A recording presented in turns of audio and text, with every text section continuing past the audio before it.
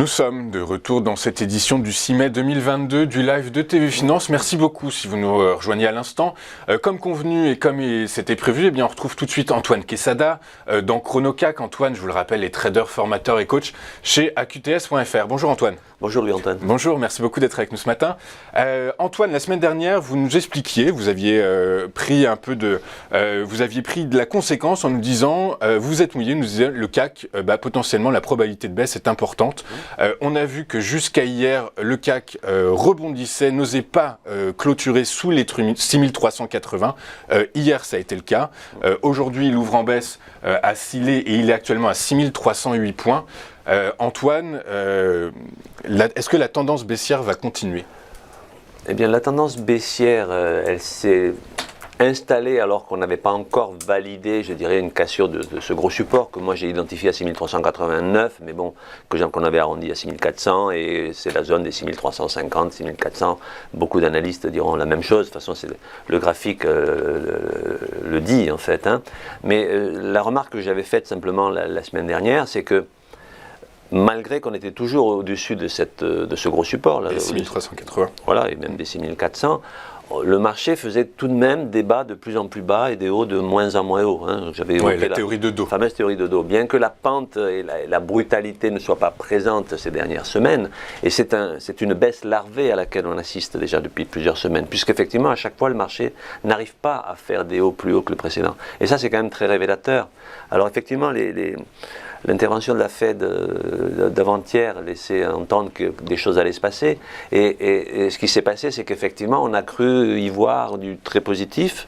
Et le marché est parti à la hausse rapidement. Mais c'est un joli contre-pied, enfin joli, il n'est pas très joli. C'est un sacré contre-pied auquel on assiste depuis hier, en fait, depuis hier après-midi. Et c'est aussi la raison pour laquelle, lorsque les marchés sont dans une situation d'incertitude, et en plus avec le fameux risque géopolitique dont je m'inquiète en fait. Vous avez raison. J'ai fait part de cette inquiétude et je m'étonnais, rappelez-vous, et je m'étonne encore que le marché soit aussi résilient dans un contexte avec autant d'incertitudes. Et une incertitude majeure qui entraînerait en cascade des tas d'effets. Oui, et il n'y a pas que le risque géopolitique. Là, on voit que les dernières publications macroéconomiques ne sont pas encourageantes non plus. Donc, il y a quand même beaucoup de catalyseurs à la baisse. La crise sanitaire en Chine. Absolument. En tout cas, rien qui ne justifie que le marché donne des signes de reprise. Donc, quand on est investisseur ou trader, il faut savoir reconnaître des périodes d'incertitude pour éviter de jouer au casino. Mais est-ce que là, on est en période d'incertitude, on n'est pas en période pas de récession, mais de baisse, on peut dire le mot. Graphiquement parlant, oui, on est en baisse. Ouais, voilà. Moi, encore une fois... L'incertitude n'existe plus. Maintenant, la certitude, c'est qu'on est en baisse.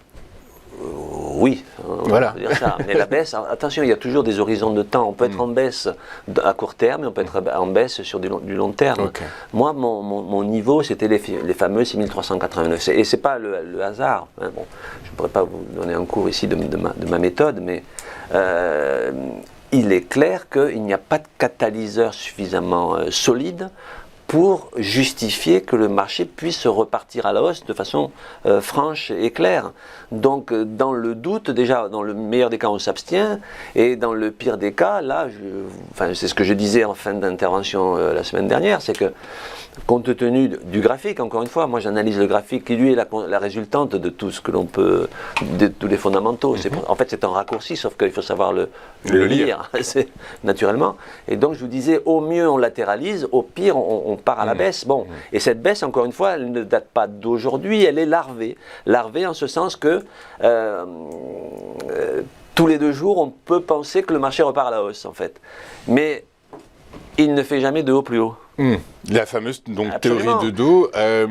Absolument. Du coup, alors dans ce marché, dans cet environnement baissier, donc à court terme, on ne va pas partir sur du moyen long terme. Si, court moyen terme. Moi, je considère qu'on est parti pour une phase de baisse. Quels sont donc, Antoine, les supports, les niveaux de support, le prochain support, gros support que vous avez identifié ? Eh bien, écoutez, moi, là, je travaille presque essentiellement avec les fameux retracements de Fibonacci.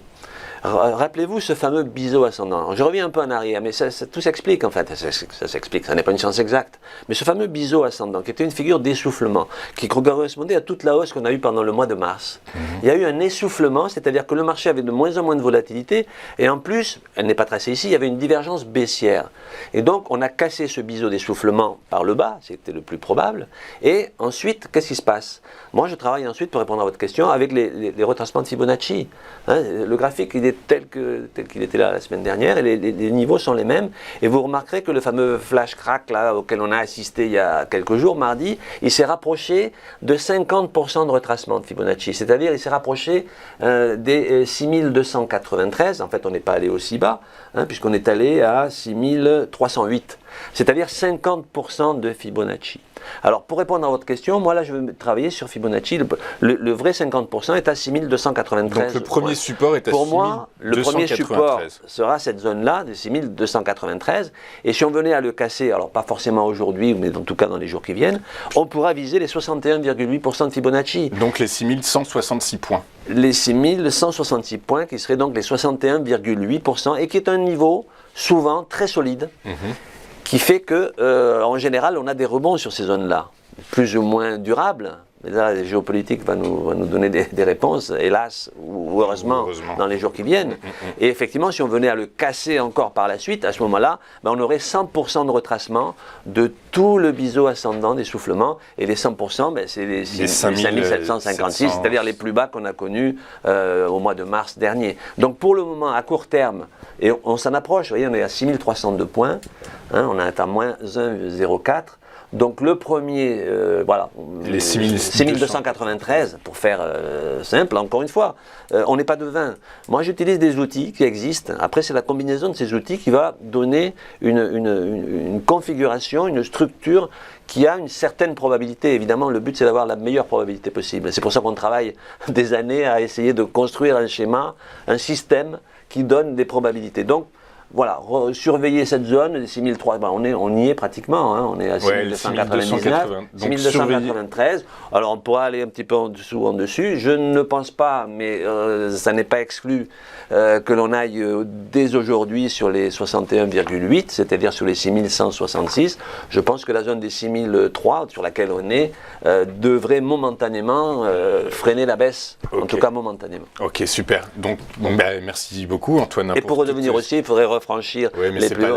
On n'en est pas là, en tout cas depuis des semaines, c'est plutôt un glissement, tendance baissière larvée mais baissière. Tendance baissière, larvée mais baissière. Merci beaucoup Antoine d'avoir été avec nous ce matin. Je rappelle que vous êtes trader, formateur et coach chez AQTS.fr et qu'on vous retrouve tous les vendredis sur notre plateau. On marque une pause et dans un instant on retrouve Jean-Bernard Paya et ses Market Movers. À tout de suite sur TV Finance.